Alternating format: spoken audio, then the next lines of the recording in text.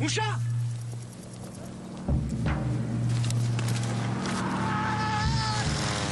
Donc, François est le personnage principal et il joue un jeune secouriste qui va au maquis pensant soigner une foulure. Il y va pour impressionner la jeune fille avec qui il est pressé de franchir le pas. Il pense, au début du film, il pense passer la nuit avec elle pour la première fois.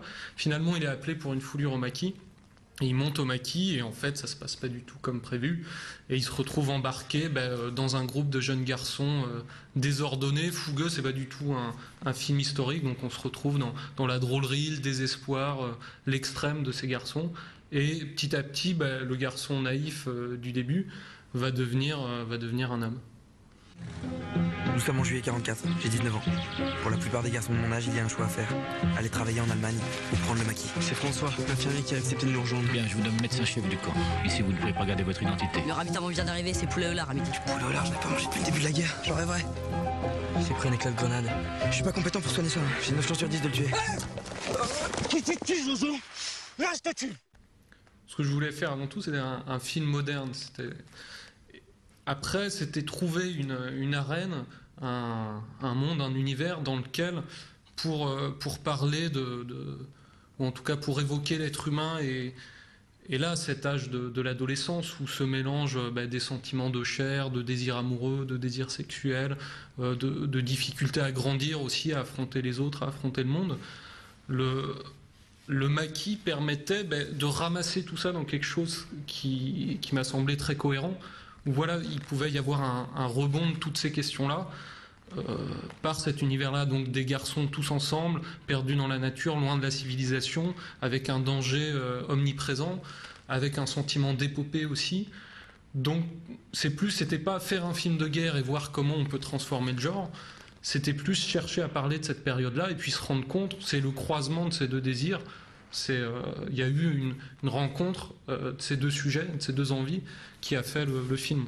Faut pas lui en vouloir au bourreau. Il est dur mais il a 2 ans de maquis dans les pattes. C'est un des premiers. Il me faut de l'alcool, des ciseaux, des linges. Rendez-moi un papier là, j'y vais. Bienvenue parmi nous, camarades. Ils n'existent plus tes papiers. Et elle est bonne au moins ta main, mon vieux. Je pense vraiment cocu. T'en voulais pas encore fait, c'est ça? Ça fait longtemps que tu la connais, ton amoureuse. J'ai pas envie d'en parler. On s'est rencontrés par le biais classique du casting en fait. Sauf que ce qui était moins classique, c'est d'abord je voulais pas rencontrer François. Il voulait pas me rencontrer. Il avait vu un film dans lequel j'ai joué et il voulait pas me rencontrer. Je me suis dit il peut pas entrer dans un film comme ça, mais j'avais vu aussi dans un rôle dans lequel il avait 15 ans, donc c'est vrai qu'on change quand même beaucoup entre 15 et 19 ans. Et puis ma directrice de casting a insisté, donc j'ai dit allez, voyons-le. Et là il y a eu le début d'un déclic. Non, parce qu'il y a eu un premier essai, je me suis dit, il m'a impressionné.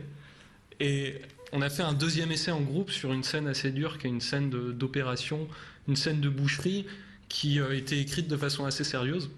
Et quand il a joué, c'était super drôle. Donc je me suis dit, tiens, le film peut gagner de ce décalage. Je voulais vous remercier pour ce que vous faites. Je vous trouve très courageux. Je fais comment? Je montre, tu tombes sur un vieux paysan affolé. Tu lui dis résistance française. Résistance française. C'est dur à résumer de façon vaste et de dire l'Alsace m'a aidé pour ça, en dehors de tous les soutiens officiels de subventions sans qui on n'aurait pas pu faire le film, bien sûr, donc qui sont déjà essentiels. Mais le tourner en Alsace, c'est vraiment quelque chose d'ancré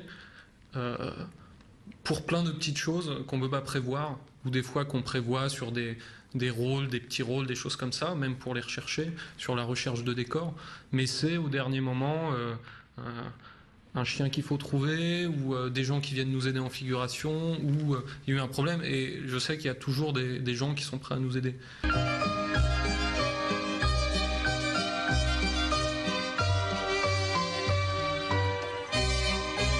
Elle est là, notre résistance. Toute petite, elle vacille.